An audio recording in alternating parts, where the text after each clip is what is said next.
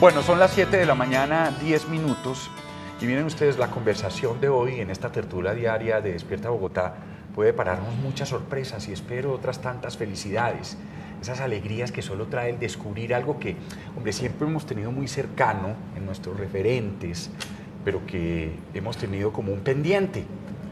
Hoy vamos a hablar de los muiscas, de esa cultura precolombina de la que hemos oído muchas historias y que es un componente importante en nuestra sangre, por lo menos de los nativos de Cundinamarca, Santander, Boyacá, algo de Meta, todos esos Andes orientales. Poco conocemos de ellos, a veces nada. Algunas referencias escolares esporádicas, visitas a los museos. Y la historia oficial, por su parte, nos presenta unas visiones muy distorsionadas y hasta europeizadas o españolizadas de esa cultura.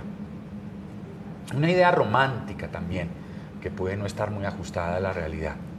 Nuestro invitado de hoy, Karl-Heinrich Lagebeck, que es un antropólogo nacido aquí en Bogotá, que ha dedicado buena parte de su vida a estudiar el rastro de estos antiguos pobladores de los Andes orientales. De hecho, recientemente publicó este libro que se llama Los Muiscas, la historia milenaria de un pueblo chibcha. Y con todos esos hallazgos y reflexiones escribió este libro y vamos a tener esa conversación. Vamos a hablar de este trabajo, por supuesto, a conocer algo de ese pueblo del que hoy apenas quedan unos pocos sobrevivientes. Karl-Heinrich Lagebeck es un antropólogo de la Universidad de los Andes, una institución de la cual hoy incluso es su vicerrector académico. Ha pasado por varios cargos académicos como pedagogo, docente. También tiene un doctorado en la Universidad de Pittsburgh, es escritor de varios libros sobre sociedades prehispánicas y ha realizado varios trabajos arqueológicos en varios lugares, Sierra Nevada de Santa Marta, Tierra Adentro, y ahora tiene unos trabajos en Boyacá. Él es el actual presidente del Consejo Superior del Colegio Gimnasio Moderno. Pues bienvenido, qué bueno que está con nosotros para esta conversación, ¿qué tal? Muchísimas gracias, qué rico estar acá con ustedes. Muchísimas gracias. Bueno, empecemos hablando de los muiscas. Y una pregunta quizás muy general, pero para que empecemos a ubicarnos. Los muiscas y los chibchas, ¿qué son palabras sinónimas? ¿Hablan de lo mismo o hay diferencia? ¿Qué es eso? Sí, no son sinónimos, pero se relacionan. En realidad, chibcha es una familia lingüística. Es una familia lingüística relativamente amplia. Como el indoeuropeo. Como el indoeuropeo, como las lenguas germanas o las lenguas latinas. Es una lengua que va desde Centroamérica hasta el norte de Colombia, hasta el centro de Colombia. Probablemente los muiscas son el grupo meridional más importante que hablaba lengua chibcha. Y los muiscas ya son los pobladores del altiplano cundiboyacense. No todos los pobladores, había otros grupos chibchas, los guanes, los laches, son también grupos chibchas, pero no son muiscas. Ya, entonces, miren, a ver qué empezamos a detener. Tenemos una familia lingüística que se llamaba la familia chibcha, que iba desde Centroamérica, ¿no? Correcto. El grupo que más hablaba, bueno, el grupo más numeroso hablando una lengua eran los muiscas. Probablemente. Sí. Pero había incluso dentro de lo que hoy conocemos como Bogotá o la sabana de Bogotá, otros pueblos chibchas que hablaban otras lenguas derivadas de esa gran familia. Sí, en la sabana de Bogotá todos los pueblos probablemente se consideran adecuadamente muiscas. Muiscas también es una palabra relativamente complicada porque cuando la gente asigna un nombre a una etnia piensa que hay una homogeneidad, y tampoco. Los muiscas, que abarcan desde, uno podría decir, desde Pasca en el sur hasta el Cañón del Chicamocha en el norte, también eran muy diversos. Eran diversos incluso por su lengua. La lengua que se hablaba en la sabana de Bogotá no era la misma que se hablaba en Sogamoso, era distinta. Entonces, imagínese usted, encima de eso ni siquiera los muiscas hablaban la misma lengua. No era exactamente igual, era del mismo origen chibcha, sí, pero había diferencias regionales bastante fuertes. Sí. Bueno, entonces eso fue, ¿y qué encontraron don Jiménez de Quesada, don Sebastián de Belalcázar, Nicolás de Federman cuando llegaron acá? ¿A quiénes encontraron? Encontraron 38, a una 1500. Población, sí, 1538, los españoles encuentran una población muy diversa, con unas raíces muy remotas en el territorio. Es probable que la migración chibcha, los chibchas probablemente vienen de Centroamérica. Es probable que grupos de lengua chibcha llegaran por primera vez al altiplano cundiboyacense hace unos 3000 años. Es muy probable también que se mezclaran con poblaciones que existían previamente. de tal manera que encuentran un resultado, un desarrollo histórico muy largo, muy complejo, con movimientos de población, con influencias culturales, con un fuerte arraigo territorial después de miles de años de ocupación. O sea, ellos vinieron bajando de Centroamérica, de países, por ejemplo, que Costa Rica. Costa Rica, pues porque arriba estaba toda esa otra gran población maya. Exacto. Y esa otra gran población, no, ni siquiera se puede decir azteca, porque los aztecas eran una cosa, y además bastante pequeña dentro de toda esa riqueza que es el territorio hoy mexicano. Se dice incluso que la familia Chibcha, la familia lingüística Chibcha, es pariente muy remota de la familia lingüística maya. ¿Ah, sí? Sí, hay un parentesco muy remoto. Bueno, entonces llegaron acá y encontraron una población que llevaba miles de años, quizás 3.000 años, aquí instalada en la sabana de Bogotá. Y empiezan una serie de mitos que usted, con una pluma que convirtió en una espada, empieza a desarmar. Por ejemplo, esos mitos de que encontraron a la manera de las cortes europeas, o sea, que venían a ver los españoles, creían que iban a encontrar lo mismo que encontraban en Europa o en Asia, que lo conocían más o menos, algunas culturas las conocían más o menos bien. Un gran emperador sentado en un trono, una población esclavizada que iba a la guerra para conquistar otros, porque así era la manera de concebir ellos. Los reinos iban a la guerra y ese era su negocio, y por otro lado una agricultura con la que pagaban impuestos, pero ellos eran prácticamente sagrados, iban en palanganas. ¿Se encontraron con eso? Pues efectivamente la cultura española, como cualquier cultura del mundo, ve a las demás culturas a través de sus propios ojos. Es inevitable.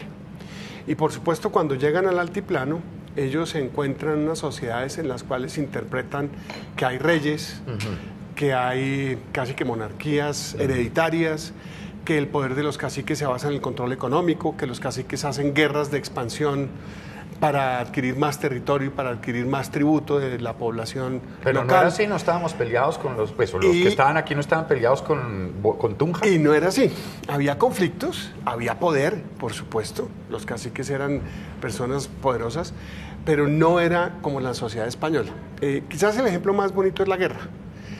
Cuando los españoles salen a hacer la guerra y los indios salen a hacer la guerra, hacen dos guerras completamente distintas. La una es una guerra de conquista, es una guerra donde la idea es dominar al enemigo, si es el caso, matarlo. Arrasar, violar sus mujeres. Conquistar, en Europa. Conquistar. Pues, ¿no? La guerra entre los muiscas era una guerra muy distinta, era una guerra mucho más simbólica. Obviamente había agresión, evidentemente podía haber muertes, pero era una guerra muy diferente. Los españoles se maravillaron un poco de esta forma de hacer la guerra indígena, y hay algunos relatos maravillosos de cómo para los españoles era muy fácil ganarle un combate a los muiscas, porque los muiscas, primero que todo, advertían que iban a atacar con gran gritería. Y en segundo lugar, sus líderes se vestían de una forma tan absolutamente espectacular que para los españoles era facilísimo identificarlos y por lo tanto matarlos y por lo tanto eliminar los líderes de la guerra. También usted que tan interesante, habían unos conceptos simbólicos ahí con los que se peleaba más que con la idea de matar y de arrasar. Ellos, con todas las, pues digamos, que les habían enseñado en la guerra, pues nada, los francos, los galos, los vikingos, era llegar y mientras más camuflados estuvieran, habían aprendido unas técnicas de guerra muy violentas, ¿no? Sí, la guerra era muy distinta, la guerra tenía un sentido completamente diferente. No se trata de idealizar la sociedad muisca, la idealización hace parte de la colonización. Eso no somos tan conscientes de eso, pero idealizamos lo que conquistamos también. Pero evidentemente son culturas distintas y hay que leerlas desde sus propios valores culturales. Cuando usted habla de idealización, es que podemos empezar a pensar entonces en unos, como usted lo dice acá, en unos sabios ecológicos, ¿no? Incluso ya algo que no lo vi en su libro, pues aquellas interpretaciones pues de estas relaciones que tenían con los extraterrestres y este tipo de cosas, esas idealizaciones vinieron después y no corresponden con la realidad. Correcto, fíjese que la conquista española lleva a la demonización, pero también a la idealización.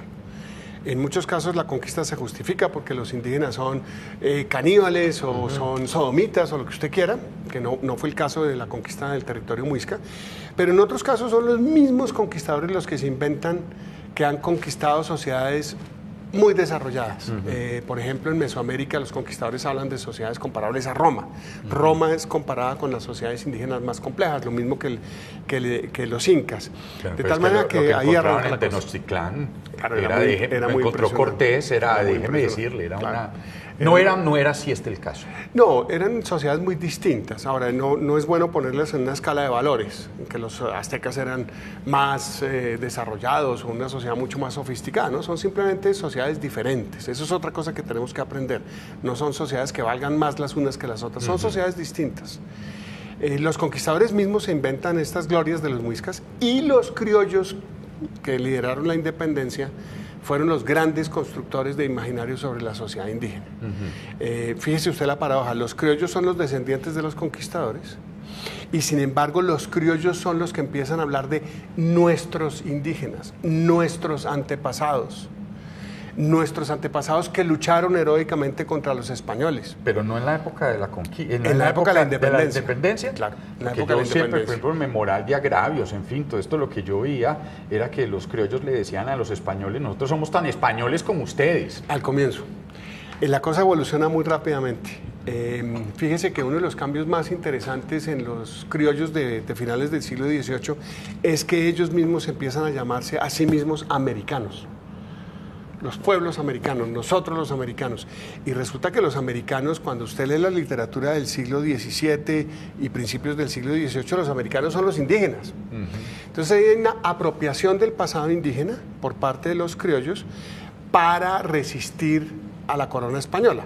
Fíjese que a la expedición militar española le llaman la reconquista. Nos vienen a conquistar otra vez. Pues los criollos eran los descendientes de los conquistadores. Yo creo que la llamaban la pacificación. También, que fue una palabra que usaron en el siglo XVI los propios españoles. Cuando ellos hablan de conquista, hay un momento en el cual deciden llamarla pacificación.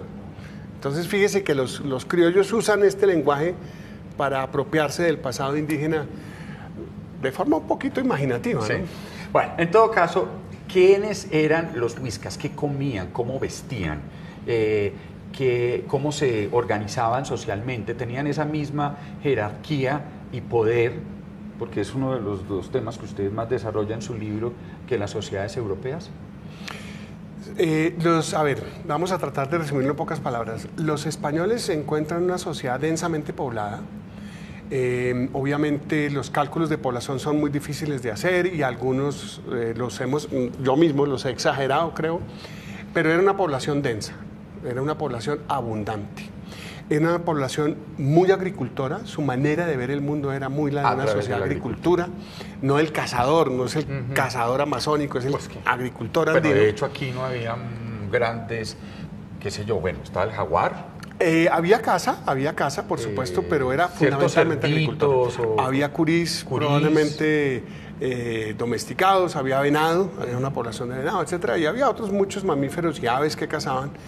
Pescaban, por supuesto, pero la agricultura era la base de la economía y de maíz, especialmente de maíz. Obviamente cultivaban un montón de tubérculos de altura que se han perdido incluso.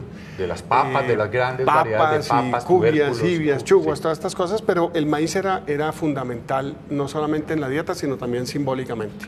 ¿Y simbólicamente qué era un regalo del sol? Pues amarillo. Era muy relacionado con los ciclos a lo largo del año, lo cual además se asociaba con el poder de los caciques, se asociaba con la manera de ver el mundo. Los muiscas veían un mundo precario, un mundo que había que sostener mediante ofrendas porque estaba en constante riesgo de acabarse, de transformarse. Pero mire usted qué bonito, además de acabarse, de transformarse a través del agua, de regreso al agua, de la laguna. Que la laguna nos iba a inundar y acabar el mundo y luego se formaba otro. Hoy estamos viendo cómo el planeta está siendo seriamente amenazado por las aguas. Ellos veían un mundo muy precario, un mundo que el hombre tenía que intervenir para conservar permanentemente. Y por supuesto encontraron una sociedad muy jerárquica, eso es importante decirlo, es una sociedad en que las jerarquías son muy respetadas. Las normas de etiqueta entre los muiscas, como en casi todas las sociedades americanas, por cierto, son muy respetadas. Pero eso los españoles lo confundieron con caciques muy poderosos que podían hacer lo que se les daba la gana, y ese tampoco era el caso. Era una sociedad con unos equilibrios muy importantes, con competencia entre individuos por prestigio, sí, pero no necesariamente por poder económico. ¿Y esas castas eran por familia, por poder económico o por poder religioso? Cuando uno habla de poder religioso es pues aquella casta, sobre todo de sacerdotes o de familias a las cuales se le asignaban el poder de comunicarse directamente pues con los dioses y saber son cuáles sociedades, eran los ciclos. Sí, son sociedades en las cuales el conocimiento de aspectos esotéricos y religiosos es muy importante para legitimar el poder y la posición de los individuos. Sí. Los caciques tenían cierto poder religioso y había además especialistas religiosos paralelos, si se quiere, al poder político.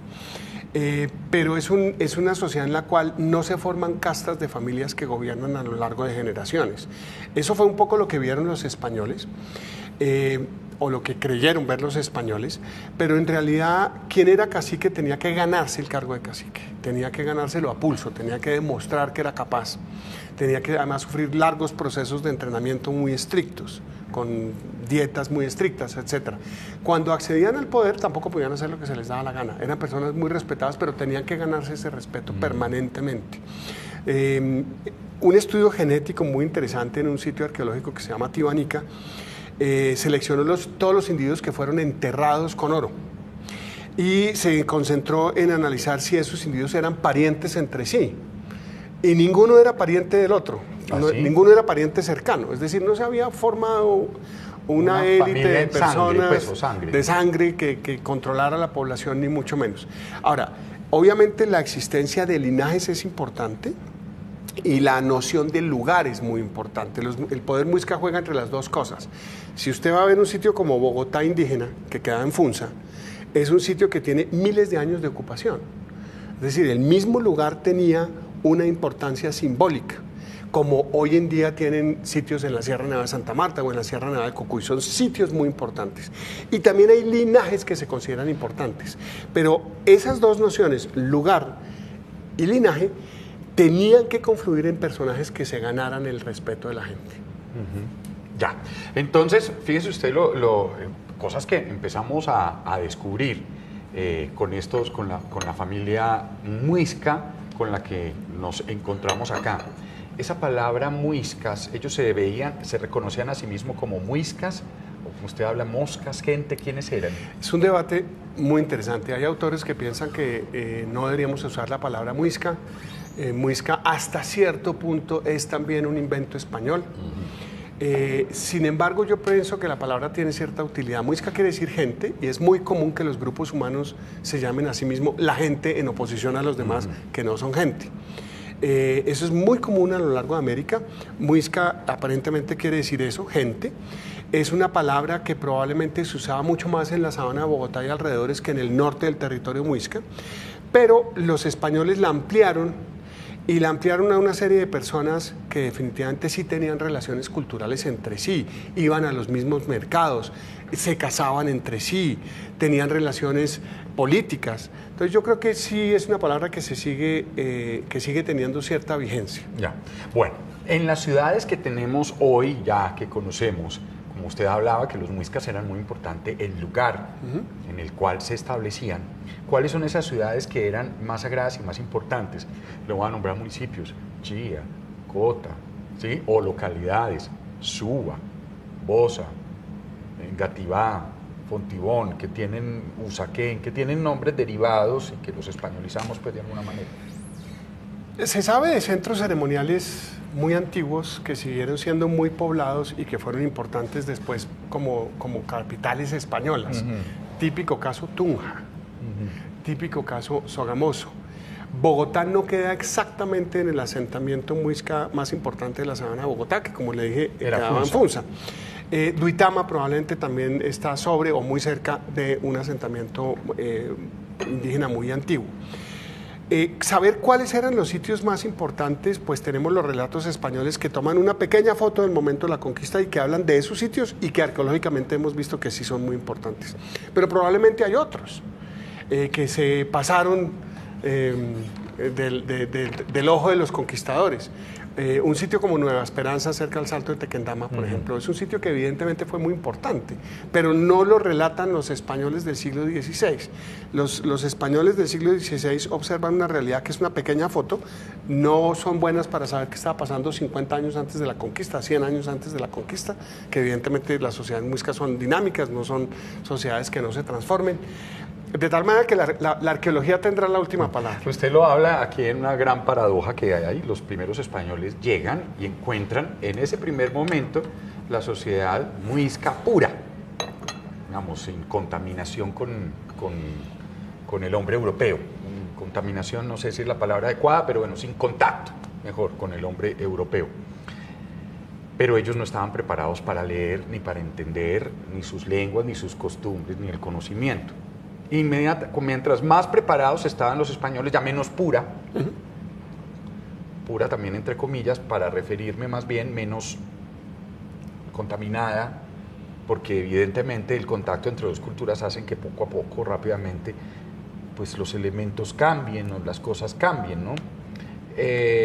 Y eso es un problema de la arqueología, y los españoles, usted hablaba de Piedrahíta, que dejaba pues un relato al que no hay que creerle mucho. ¿Cómo entonces la arqueología actual empieza, de qué documento se basa o en qué empieza a leer ese pasado? ¿Cómo? Yo creo que ahí hay que entender varias cosas. Primero, las fuentes españolas. El momento mismo en que los españoles llegan al altiplano, la sociedad muisca empieza a transformarse brutalmente, porque evidentemente es una situación de contacto absolutamente nueva para los indígenas y nueva también para los españoles. Por otra parte, es probable que incluso antes de que llegaran los españoles hubiera transformaciones generadas por la conquista. Es probable, esto no se ha estudiado, pero sucedió en otros casos, que las enfermedades europeas y en general del viejo mundo, africanas y europeas, llegaran antes que los conquistadores mismos al territorio muisca. Las enfermedades. Que llegaran antes. Que llegaran mucho antes, porque fíjese que el territorio muisca fue uno de los últimos territorios andinos conquistados en Colombia. Primero se conquista México, luego Perú y de últimas el territorio muisca. Y las enfermedades, se especula con algunas buenas razones que las enfermedades españolas, las enfermedades del viejo mundo, llegaron al imperio inca antes que los españoles. Entonces también es probable que ese ámbito, digamos, de muerte y de violencia llegara antes, por transmisión humana. Los españoles la transmitieron a indígenas del Caribe, los indígenas del Caribe viajaron a sus vecinos, etcétera, etcétera, y pudieron llegar al altiplano mucho antes. Sí. Eso es una probabilidad. De tal manera que las sociedades que encuentran los españoles ya están transformadas. La segunda cosa, y se transforman en ese momento, la segunda cosa es que los españoles recuperan algunos mitos indígenas, pero los recuperan de una forma tardía y sin entender qué es un mito. Tardía quiero decir que hay gente que lee a Juan de Castellanos o a Fray Pedro Simón como si fueran testigos de la conquista. Fray Pedro Simón escribe casi 100 años después de la conquista. Es como si usted escribe un libro sobre la Primera Guerra Mundial y le dicen que usted vio la Primera Guerra Mundial. Es el caso de la Biblia. Los evangelistas empezaban a escribir 80 años después de la muerte de Jesús. Correcto. Muchos no fueron testigos presenciales. Los testigos presenciales estaban en otra cosa, no estaban en un plan pues académico, estaban en un plan muy distinto. Conquista, de tal manera que tampoco fueron pues fuentes muy confiables. La segunda cosa es que nosotros tendemos a pensar que los mitos indígenas son únicos y son mitos que nunca se transforman. Los antropólogos tratan de encontrar el mito de la creación de no sé qué, el mito de sí sé cuándo.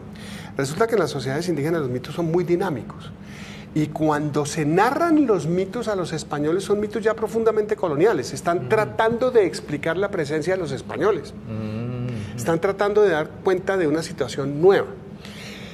Y quizás el aspecto que también se nos olvida es que los mitos no son únicos. En una sociedad indígena no hay un mito. Hay muchas narraciones distintas. Depende de quién narre. Entonces la idea de hablar, por ejemplo, del mito de Bochica. Sí, iba para mito. allá. No, probablemente el mito de Bochica, De Chipinigagua. todas estas cosas probablemente nunca existieron como una narración única, entre otras cosas, precisamente porque el poder político de los muiscas no se había concretado en un dominio económico y político muy desarrollado, pues no existe un mito, existen muchas narraciones. Entonces, este mito del Dorado y de Guatavita no era... Son mitos coloniales. Pero no era colonial. Es decir, no era el único mito para hablar del origen del universo. Con toda seguridad que no. O de Bochica con su bastón, tratando de achicar una inundación que había, parte en dos, qué sé yo, la montaña y crea el salto del Tequendama. Es indudable que esas deidades existían. Lo que pasa es que las narraciones españolas están obsesionadas en encontrar un mito y en encontrar dioses creadores que ellos pudieran entender fácilmente de acuerdo con su religión monoteísta. Y eso simplemente no existe en la sociedad indígena. Existen narraciones que cambian, que son distintas en Bogotá y en Tunja, que probablemente en Bogotá dependía quién lo narrara, iba a ser diferente. Entonces toda esa riqueza se pierde. Los europeos, si ustedes, bueno, cuando estudien o ven la historia europea, siempre se darán cuenta de algo, y es una manera de ser de ellos. Ellos empezaban a construir los templos cristianos en lugares que habían sido sagrados con unas mitologías más antiguas. De esa manera, pues usted ve en México la catedral fue construida precisamente en el gran templo de Tenochtitlán, la catedral de Guadalupe, la catedral de México, pues, la que está ahí sobre el Zócalo, y de ahí en adelante todas las que usted quiera. Aquí, por ejemplo, en Guadalupe, en lo que hoy conocemos como Guadalupe, Monserrate y Guadalupe, ¿eran sitios sagrados? ¿O qué sitios sagrados había aquí que los españoles, frente a los cuales construyeron encima sus templos? Sí, los españoles, igual que los musulmanes y todos estos pueblos conquistadores, pues obviamente reconocen la importancia simbólica de ciertos sitios y se los tratan de apropiar. Acuérdese que las iglesias que fundan los españoles en el siglo XVI y hasta el siglo XVIII, incluso el XIX, eran cementerios. En las iglesias se enterraba la gente. Claro. Por lo tanto, son cementerios que muchas veces se construyen sobre cementerios indígenas, no siempre. Fíjese que el sitio arqueológico del Infiernito en el Valle de Leyva es un sitio arqueológico sobre el cual no se construyó directamente sobre el sitio una iglesia, aunque sí bastante cerca. Y obviamente todos estos sitios los españoles eran conscientes de su importancia. Los cerros en general podían ser sitios sagrados para los muiscas. Arqueológicamente no se ha demostrado que Monserrate y Guadalupe sean sitios ceremoniales muy importantes, pero sí parece ser que donde se construyó la Catedral de Bogotá podía tener cierta importancia y que los cerros de Guadalupe y el cerro de Monserrate tenían cierta importancia en términos lo que le decían pie de abuelo y pie de abuela? Sí, y además en el siglo XVIII se empieza a construir la idea de que Monserrate representa ciertas tradiciones y Guadalupe representa ciertas otras. Obviamente los españoles construyen ermitas sobre esos cerros. Eso probablemente tuvo que ver con tradiciones indígenas también. Pero para ser honestos, no las conocemos muy bien. No tenemos una certeza. No tenemos una certeza. Bueno, hablemos un poco de qué hay hoy, qué se conserva hoy. Hay unas grandes poblaciones, usted sabe, que habitan aquí en Bogotá, particularmente en Suba, Fontibón, en Gativá, ¿sí? Bosa, de cabildos indígenas. Hay una línea directa. ¿Cómo es la línea entre ellos, entre esas poblaciones hoy vivas, de esos apellidos que tenemos aquí también con los antiguos muiscas? Pues mire, hay que entender varias cosas para explicar estos fenómenos. Primero, la familia chibcha está viva hoy. Hay grupos de lengua chibcha en la Sierra Nevada de Santa Marta, en la Serranía de Perijá, en la Sierra Nevada del Cocuy, los Ugua, obviamente en su lugar de origen en Centroamérica. de tal manera que pues, podemos hablar de estos grupos que existen hoy en día. En el altiplano cundiense se da un fenómeno de mestizaje muy fuerte. Hay que entender que los españoles del siglo XVI no eran racistas. Ese es un punto muy importante. El racismo surge después. El racismo es una ideología que se desarrolla y se consolida con el colonialismo, pero es muy fuerte especialmente en el siglo XIX. En el siglo XVI los españoles ni siquiera conocían la noción de raza. O sea, el mestizaje se da con cierta facilidad. Mujeres de ciertos linajes indígenas se casan con españoles. Eso sucede en el Caribe, sucede en el altiplano. Obviamente hay un proceso de mestizaje que empieza a desarrollarse particularmente con la servidumbre doméstica. Entonces hay una mezcla entre población de origen europeo y población de origen americano.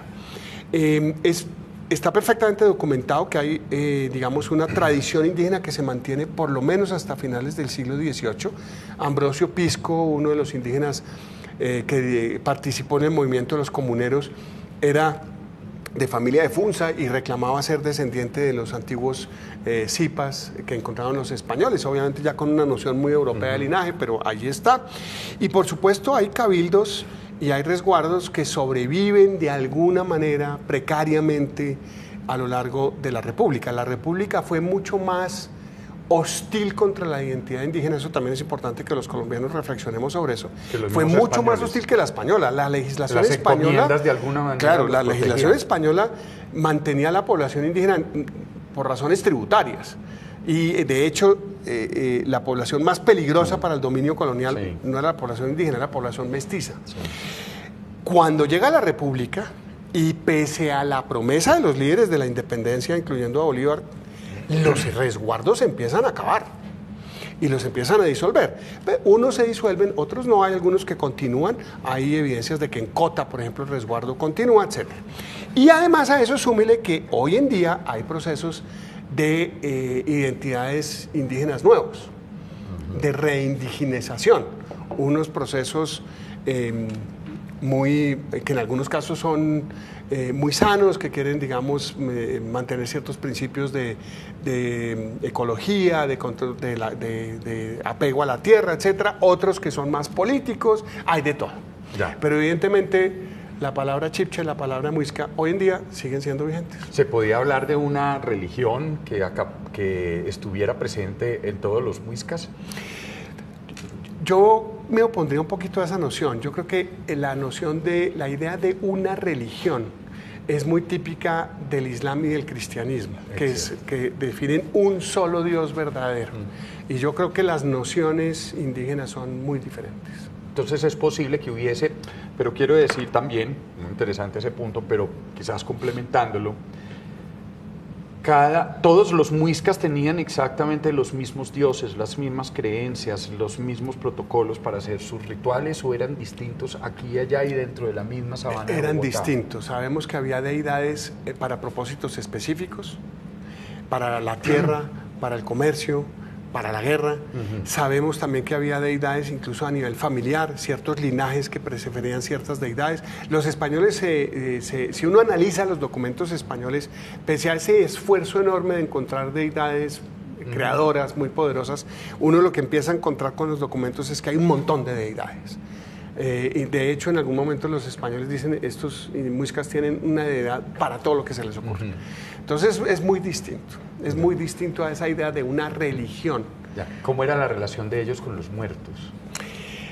Bueno, la relación con los muertos es muy importante. Los muertos no abandonan el mundo de los vivos del todo, sino después de unos ritos muy especiales. Parte de la conquista, de la violencia de la conquista, es que esos procedimientos para despedir adecuadamente a los muertos se interrumpieron, y es parte de la violencia hoy en día. No hay unos ritos de despedida, no hay unos ritos de paso para los muertos. Eso es una violencia indiscriminada. Para los muiscas, los muertos iban probablemente a un mundo paralelo, donde podían tener ciertas interacciones con los vivos. De hecho, los caciques y los especialistas, entre comillas, religiosos, parte de su función era dialogar con este mundo de los muertos. Y por supuesto llegaron a casos en los cuales se pedía de los muertos que tuvieran cierto impacto entre los vivos.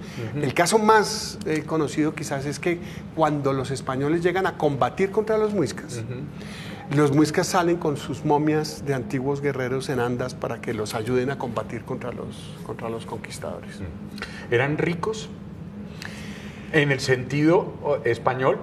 Porque cuando llegaron aquí los españoles había dos sitios a los cuales ellos se dieron cuenta que estaba toda la riqueza que les interesaba: México y Perú. Los incas, los aztecas. La noción de riqueza está muy filtrada por los documentos. Los muiscas no tienen la misma actitud ante la riqueza que los conquistadores. El oro, por ejemplo. En algún momento algún conquistador del territorio muisca dice, mire, para los muiscas el oro es como si para nosotros el hierro. Esto no tiene el valor que le asignamos nosotros. Pues si necesitamos el hierro, pues hacemos hierro, necesitamos el oro para hacer esto, pues cogemos oro. Tenía un contenido simbólico muy importante, pero digamos no era riqueza. Y yo creo que la mejor evidencia de eso es que se abandone en tumbas o que se bote a lagunas. Si a usted le preguntara si usted está dispuesto a arrojar su automóvil a una laguna, el concepto de riqueza era completamente distinto. No era una riqueza para acumular y para ser poderoso. No existía la idea de una acumulación de capital, por decirlo de alguna manera. Era una cosa completamente distinta. ¿Qué los destruyó? Es cierto que cuando llegaron los conquistadores, los grandes enemigos eran las enfermedades, que usted ya hablaba cómo habían empezado a minar incluso antes de la llegada de los conquistadores a estos territorios, pero evidentemente enfermedades que habían traído desde España, pero también hablaban de los perros, hablaban de los caballos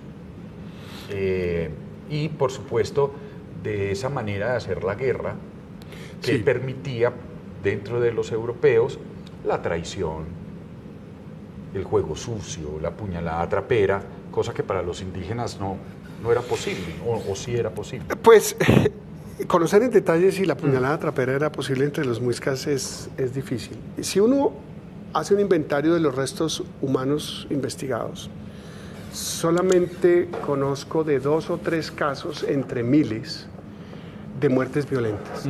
Sí hay algunos casos de muertes violentas prehispánicas. Ahora, el tema es qué acabó con los muiscas, digamos, o que ya sabemos que no se han acabado, ya sabemos que los chibchas tampoco se han acabado, pero digamos que fue este proceso de conquista. Mire, la gran paradoja es que los conquistadores no llegaron a matar indios, entre otras cosas porque el ideal de ellos era, si no se podían enriquecer fácilmente con los tesoros que encontraban y devolverse a España, era controlar mano de obra indígena. Entonces, obviamente usted no llega a matar a la mano de obra indígena. Los españoles hicieron y si todo querían lo tributos, posible. Y si querían tributos, pues no mataba a quien le van a pagar sus tributos. Esa es una idea falsa de la conquista. Ellos no llegaron a matar. Obviamente, en los primeros conflictos sí había que matar, sí tuvieron que matar y mataron a muchos indígenas. Pero la principal causa del declive de la población indígena en la colonia no fue la guerra contra los españoles, excepto quizás en unos casos muy puntuales como los pijaos, etcétera, pero en el altiplano cundiboyacense claramente no fue la razón. Las enfermedades sí fueron la razón.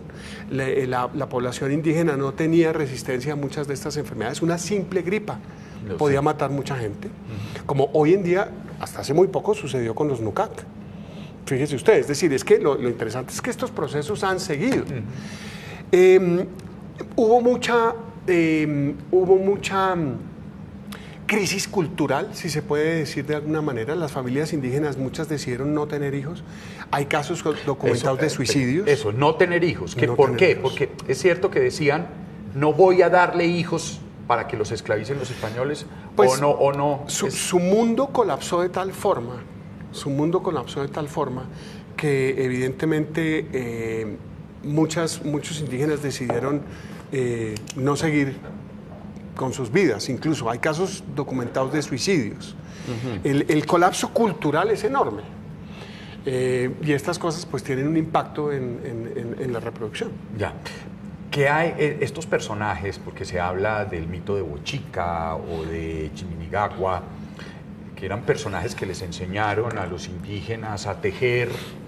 a cultivar de ciertas maneras, en fin. E incluso, alguna vez oí una teoría, incluso en este programa por un historiador muy serio, decía que fue encontrado en un sitio donde decían que Bochica había sido encontrado un hueso de camello al lado de este personaje, lo cual podría indicar que era un europeo que había llegado, como es posible que evidentemente hayan llegado europeos a toda América antes de la llegada oficial, digamos, por parte de Colón, de un imperio. Sí, fíjese que... Es decir, hay un personaje, es posible que haya sido un europeo el que haya llegado y lo hayan tomado por un dios, un viejo blanco de barbas largas, ¿no? Para nada, y eso lo que muestra son mitos que se construyen en la colonia. La primera cosa que trataron de dar cuenta los indígenas era explicar la presencia de los españoles. Entonces la empiezan a explicar de muchas formas. Vienen del cielo, son los hijos del sol. Eso ocurre en toda América. El mito indígena trata de explicar la presencia de la europea. Entonces, cuando se empiezan a reconstruir personajes que tienen un origen y una apariencia europea, son mitos coloniales, no son mitos prehispánicos. El famoso hueso de camello, parece ser que en Soacha existía un sitio donde se encontraban muchos restos de mastodontes, de restos de megafauna que se había extinguido mucho antes de la llegada de los españoles, y algunas ideas relacionan esos hallazgos de huesos de camello con más bien restos de mastodonte. Pero como le digo, son mitos que se construyen con la conquista. Dioses civilizadores blancos antes de la conquista española no hubo, con absoluta seguridad. Son mitos que tratan de explicar la presencia de los españoles y que lamentablemente la historiografía colombiana toma como mitos prehispánicos auténticos. Una de las obsesiones de los occidentales, incluyendo los colombianos, es encontrar lo auténtico en las sociedades indígenas. Lo auténtico, puro. como si los indígenas fueran una colección de restos de museo que van a dar autenticidad. Usted, en la antropología hay una parte en este libro preciosa, muy al principio, que habla de cómo a los antropólogos les gusta la basura, viven de la basura. ¿Qué quiere decir esto? Estas retacitos de de cerámica, ¿sí? De una vasija de cerámica, que muchas veces nosotros, los que no tenemos idea, con mucho desprecio, soberbia y sobre todo llenos de ignorancia, ¿y eso para qué sirve? Son 4 astillas de barro, bote eso o no pare la construcción de un edificio o de una vía o de un parqueadero, que son tan útiles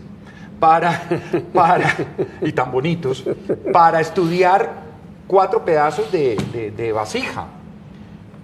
¿Cómo hacen ustedes a través de una astilla de vasija para descubrir o para empezar a coger herramientas? ¿Cómo es eso? Bueno, ese es un tema muy bonito. La arqueología es una disciplina, si uno se pone a analizarla, profundamente escatológica. Es decir, a nosotros nos interesan 2 cosas: los muertos y la basura que dejaron los muertos. Y eso es lo que encontramos: muertos y las cosas que abandonaron los muertos. Un arqueólogo mexicano, Matos Moctezuma, dice que la arqueología estudia lo que la muerte nos dejó. Y es cierto, son las evidencias materiales que tenemos del pasado. Lo que es fascinante con eso es que podemos saber un montón de cosas sobre el pasado.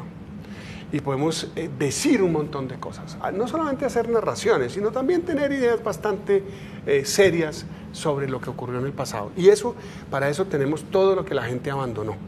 Si usted se pone a pensar lo que podemos conocer hoy en día, incluso sobre una persona, por su cultura material, por lo como viste, lo que vota, lo que come, dónde va, dónde vive, es fascinante. Y lo mismo ocurría en el pasado. Sí, entonces la arqueología es muy poderosa. Sí, si yo cojo la basura de esta casa y de esta otra, me doy cuenta qué tipo de comida tienen.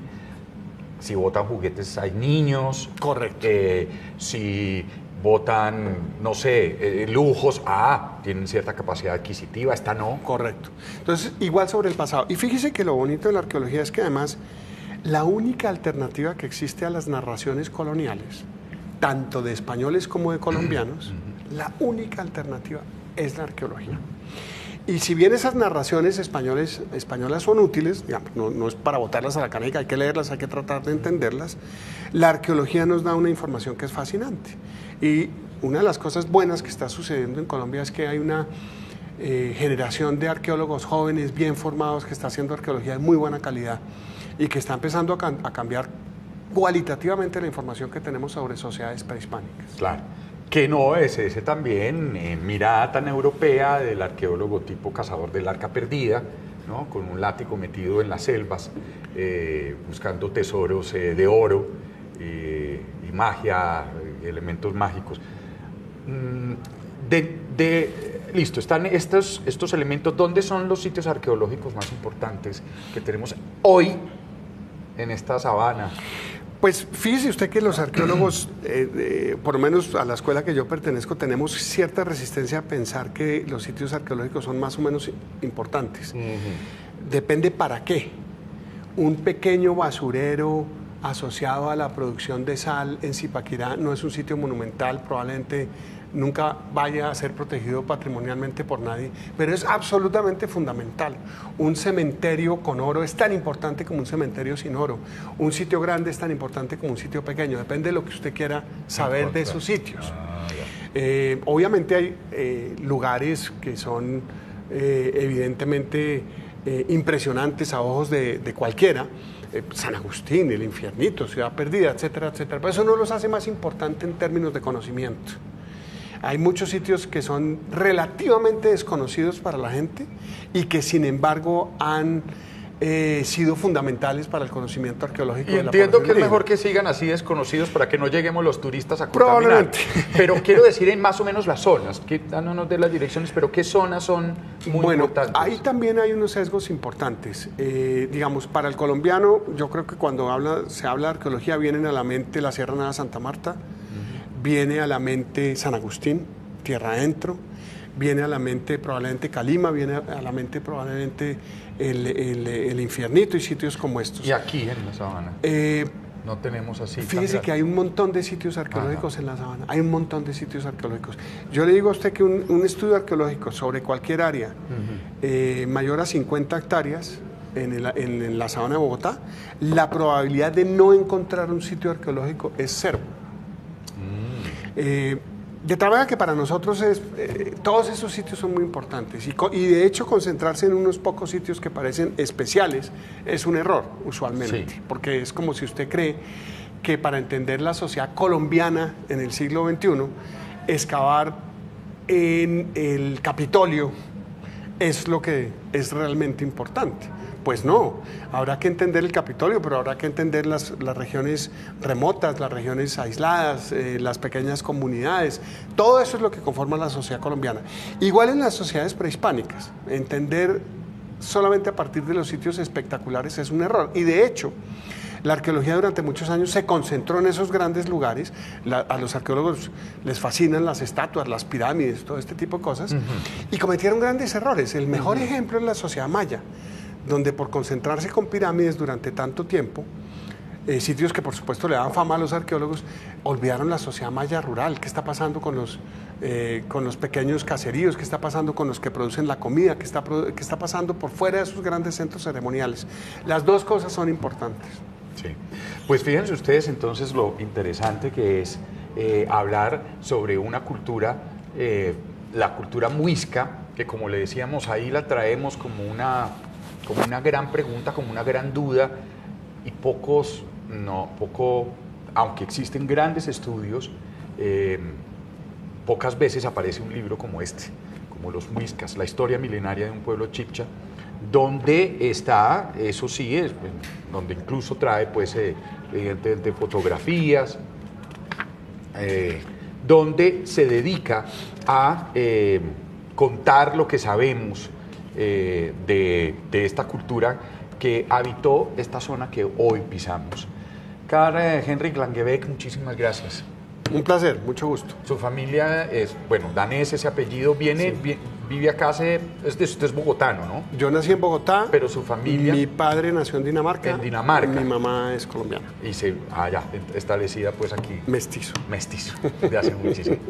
Vamos a una pausa. Cuando regresemos, vamos a hablar de vasectomía, también un tema bien interesante. Pero sabes, es hasta fácil, son 20 minutos, es una cirugía facilita, 7:59. Vas que hacer así da miedo. Sí. Ya volvemos.